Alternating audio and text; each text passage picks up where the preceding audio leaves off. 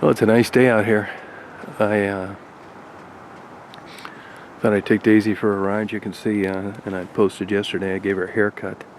I'll tell you, I went and, had her scheduled to get groomed because, as I've said before, it's harder keeping Daisy cool than it is warm. So up until this last winter, I would shave her hair even year-round. And that way I could have like the heat on at a decent temperature and stuff like that. But, I was doing a lot of winter photography and she likes to go and like stuff like this. So you can't have it both ways. So this year I thought I'd let her hair grow out and that way she could do this, but you'd have a little problem inside. So I scheduled her for a groomer because I'm telling you, this is one hairy dog, and it's a hard job. It's not like you just turn on the clippers and buzz around and you're done. It was like, so I take her to this place, and they're very nice, and I'd already told them that she was very violent, I'll say, when I first got her. I mean, she would bite anybody, and bite, I'm not kidding you, not a little nip. She'd go after people. So I was always kind of gun shy of that, and I tried getting her groomed one time, and they thought, no way, they're not going to groom this dog. So I set her up for this place. I told them the story, and they said, "Oh, we'll just see how it goes, and bring her in." And that's what I did. So I showed up yesterday. I got there. They were nice, and it said on the door, "cash only," which is a little bit of a flag for a legitimate business. I'm not saying it's not legit, but it got my radar on. I had Daisy on one of those temporary leashes because she's really never on a leash. And I brought her in. I told her the story again because I don't want anybody getting bit. And she said, "Oh, okay, well, let's just see how it goes." She went to take Daisy back, and Daisy's legs locked up. It's funny because I can take her to the vet, and they don't have any problem with her at all. I don't know whether that's how you approach a dog. It didn't seem much different to me. But anyway, she went to take her back, and I thought, you know what, this just isn't going to work. And I don't have homeowner's insurance because I don't really need it. I'm an interior condo. Everything's covered on the outside, which means that if my dog bites somebody, I'm not covered. So as I was getting ready to leave, she said, "Sorry, this didn't work out." I said, "Yeah, can I pay you? Because, I scheduled an appointment. It's not your fault. This dog didn't want to get paid." And she said, "No, it's okay." She said, "It'll help us catch up." And she said, "Let me tell you a quick horror story, though, about a dog coming in here and biting one of our groomers." It's like, "Really?" And she's like, "Yeah." She said, "This happened about a year ago. A guy brought the dog in, bit the groomer. She had to go to emergency." Now, you would think a dog grooming place would have insurance, right? And they're expecting this. Went to emergency, got 5 stitches. Well, as it turns out, just like a gunshot wound, hospitals have to report dog bites. So they report the dog bite. The dog place comes in, ends up seizing the dog. Of course, making sure it had all its records. They wouldn't let, now this is where it gets a little gray. They wouldn't let the grooming facility take care of their own claim. They said it's the responsibility of the owner. Evidently there's some law out there. Anyway, it ended up costing this guy $3,300 because evidently he didn't have homeowner's insurance. Maybe he's in a condo too. But I thought, well, I'm not getting, no way. I mean, why would I subject myself to that? So I brought her home. I thought the clippers that I had may be too dull for a full shearing, and I clipped her, but that's just kind of weird. It wasn't worth it to me. And she's doing okay now. She was doing great on her medication and food, and yesterday she peed kind of like a pinkish tinted blood, so today she's not. She seems fine. I'm going to keep giving her the medication. I'm going to go through this last stuff of what I have, and if she does it again, I guess she's going to have to get the surgery. Yeah. And back to, we had a great chat last night, just fun, fooling around, going on there, people banging around on drums and singing songs. It was actually kind of cool. I like that kind of impromptu stuff. That's why you'll see that I really don't plan chats too much, unless it's something where, like, Tiffany from Michigan wanted to come on and explain herself. And by the way, and on that note, I'll tell you, this whole Maddie thing, I mean, all I can say is, yeah, hindsight, right? Like I said, I bet I didn't give Maddie $200 since I've known her. And I did give her $100 for the Bobbles interview, and I did that because at the time, I know Maddie's a drug addict, but at the time, they were having a hard time, and no matter what anybody says, any drug addict I ever dealt with, they still were eating, they still had clothes on, they still had cell phones. So this notion that every dime goes to drugs is nonsense. Does some of it go? I'm not going to comment on that either. I mean, is it a possibility? Yeah, but I don't know. I'm not there. You could say, well, you're really stupid, naive. Well, I'd have to agree with that. But I know that there were situations like with Becky when I caught her up on her rent and her phone. That's not what happened. So my point here is it's not absolute every single time. And on that B story, if you asked me to give odds on it, I would say that I don't think that it happened. We gave chances. There were people that sent money to pay this lady back. She never came out of the woodwork. Maddie didn't block her. One of her moderators, Lisa, did. If I had to just vote, if it went to a jury trial, she'd definitely be found not guilty. There's just not enough evidence there. I don't think it happened. And like I said, I hung my hat on the Jesse Hope story. That's good enough for me. And there are other things too that we don't tell you everything that we know. Bottom line is on it is there are people out there that really have Maddie's best interests in mind. I know that doesn't sound right. I didn't want people meeting them through links that I put on my channel. But I still care for Maddie. I hope the best for her. I know Tiffany does. I think Lisa's been a good friend. I don't know what the money situation now is. I get the impression that it may be dwindling, but even if she goes on there and says something to me, I think it's based on what she's been told, not what she's observed, because she's not going to be able to go anywhere and see anything where Iowa didn't have her best interest in heart. I'm not handing out the money that I used to. It wasn't that much to begin with. I think if I interview people down the road again, I'll still give them $10.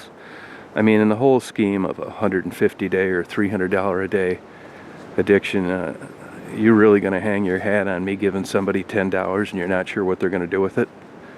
I mean, I believe in compensating people for a 5 or 10 minute interview and just a small stipend, it's a way of appreciating them giving me their time. I mean, some people wouldn't think these stories are valuable or interesting, but I do. And almost everything now, I don't even monetize because it's not worth it anymore. You're still going to see ads. See, in the old days, you could tell if somebody was monetized because you'd see ads. Well, now, even unmonetized chats, you're going to see advertisement come up. It's the way it is. So there's no way of knowing it. But it's just too much trouble. It's tough dealing with them. You know, I've been on YouTube shit lists for a while now. All those viral videos are all not suitable for most advertisers, which are only for premium members, which isn't shit. It's 20 million or less, maybe a little more, a little less by now. I don't know. I haven't checked lately. So for all you people that think I'm getting rich on YouTube, you're wrong. It was pretty good for a while, but that's been long gone. It's nothing like it used to be, but I'm going to keep doing it because it was and is a hobby. You know? So I think it's fun to go on there, do chats. I mean, I'm still kind of struggling with what's the right thing to do. I guess I'm going to have to revert to food and clothes and taking the tags off. Minus the interviews that I do. But I don't want to get back into what I did before. I still have a bunch of stuff I have to hand out for last year. And you could say, well, how has all this time went by and you haven't handed it out? I'll tell you, because I took 2 full months over a year ago. I took the month of August and I took the month of October looking for the people that I had this stuff from. And I will give anybody that ever said anything what it was to these people. There are some that you're going to say, well, you saw them since then. Well, there are instances where, I'll give you an example. When Sharon was going to rehab, she was going to wait till she got out of rehab, and she knew that I had things for her, but I had like a whole van packed with stuff. And when I took her to rehab that day, which I was happy to do, and dropped her off, I didn't want to dig through all that shit to find it because she was going to be in rehab anyway. And what was she going to do with the money? That kind of thing. So there is definitely some money out there for people that I don't really have much to do with anymore. But that doesn't mean that I'm not going to give it to them.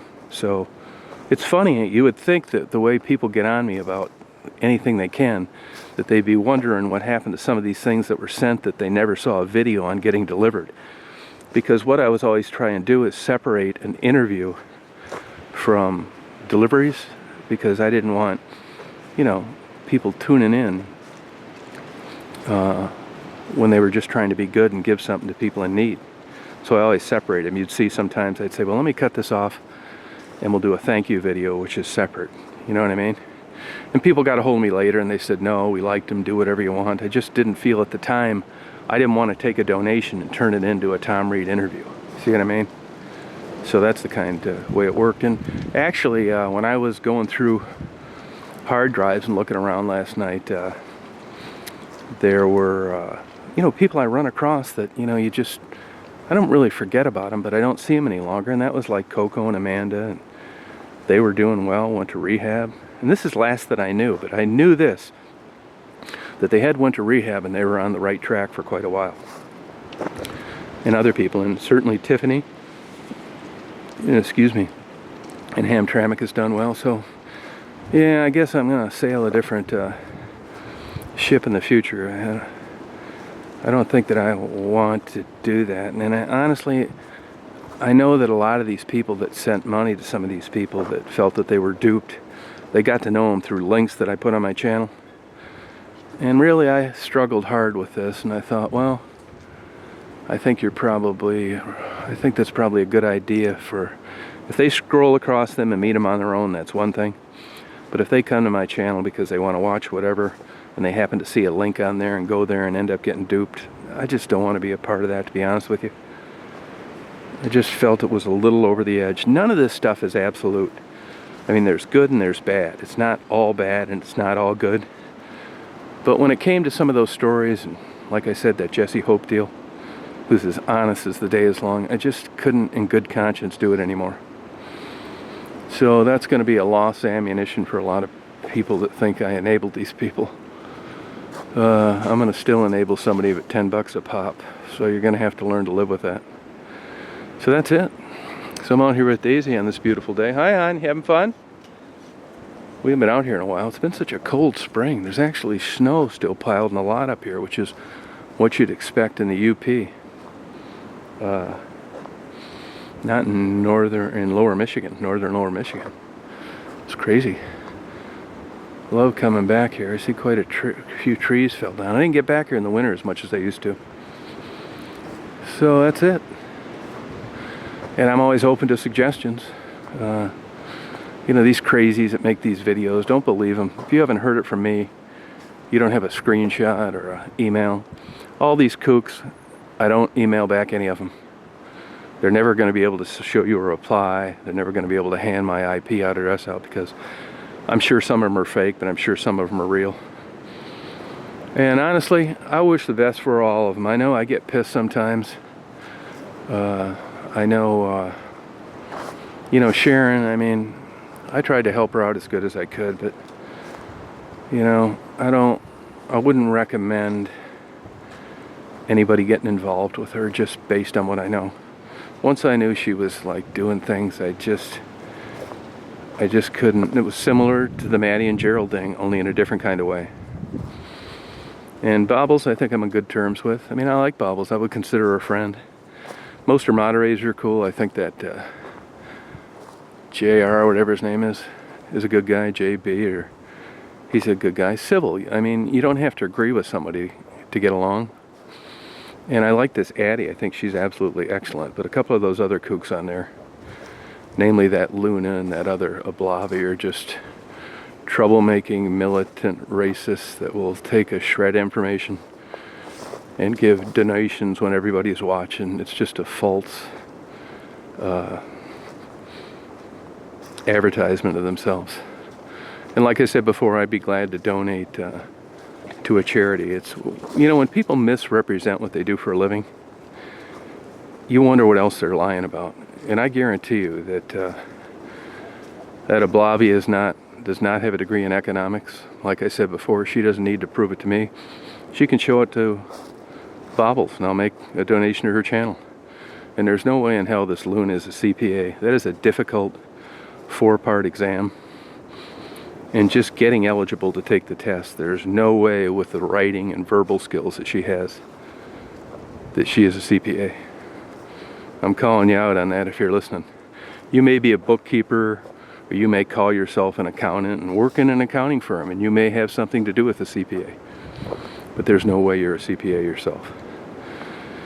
And we learned that this Angie turned out to be a big phony, and as it turned out, as the channel was sold initially, she doesn't give a good damn about any drug addict, their situation. She got right on Maddie about what she looked like, and of all people that should be privy to the perils of being a drug addict, it would have been her. And once she found out, for whatever reason, she quit doing interviews, she snapped right into making fun of people's looks, and she's just not a quality person at all. I'm glad I met Tiffany from Michigan. Tiffany from California, we're getting along okay now. I'd rather get along with people than not. But the kook in Flint, people said, well, it was very cold of you to make a comment. To be honest with you, she did nothing but try to have me harassed, talking about me murdering girls. Now, come on, guys. I'm a licensed private detective for 40 years. I carry a GPS-enabled cell phone, and I repeatedly go back and interview the people that I've interviewed before. Do you think I'm killing girls? Doesn't it strike you as odd that the police have never talked to me if they thought that happened? There's absolutely zero evidence. So there are some people I don't ever want to make up with. I don't want to have anything to do with them, and she's one of them. And evidently she had an aunt that died some way, I don't know how, and I said that I didn't care. You know, I want to be so away from her and nothing to do with her that I didn't care, because I didn't know the aunt. I don't know the circumstance of the death. It's just like a neutral feeling. I don't know, I don't care, I don't want to know. So I'm sure she'll find a way to make some kind of crazy, illogical, nonsensical email about what I did or what I said, and it's just another cog in the wheel of trying to start trouble. These people have no content on their own, so they have to mention other people's names. I want nothing to do with her. I will never allow her on my channel, and I'm glad she's gone. Same thing with this SG. If she has breast cancer, I've said all along, I wish her the best. I was nothing but nice to her in the beginning, and I realized, I mean, this lady is really off her rocker. I don't want her around again. She's a troublemaker. Her life revolves around drama. It's never going to end. Just get lost and stay away from me. That's the way I want it. I don't want to exchange emails with you. I don't want you on my channel under any circumstances. You go your way, I'll go mine. So that's kind of my thoughts on the whole thing. I don't want to get on and make a damn big chat about everything, you know. It's just not worth it. I'd rather spend time on doing better, positive things if possible, you know. And it's not easy. It's easy to fall into this rut of getting defensive, and I don't want to do that. Daisy, you getting hot, hon? So I hope you guys have a good night tonight. I think Bobbles is having a chat. Sorry things didn't work out better, and I think if Maddie ever takes the time to go through any of these videos rather than get triggered by these falsehoods that people claim they heard on what I said, she'll realize I didn't do anything wrong. But that's the way it's going to go. That's the way it's going to go. I really wish the best for her. I do. So you guys have a good day today, and I'll talk to you later. Come on, hon. You don't want to run around too much today.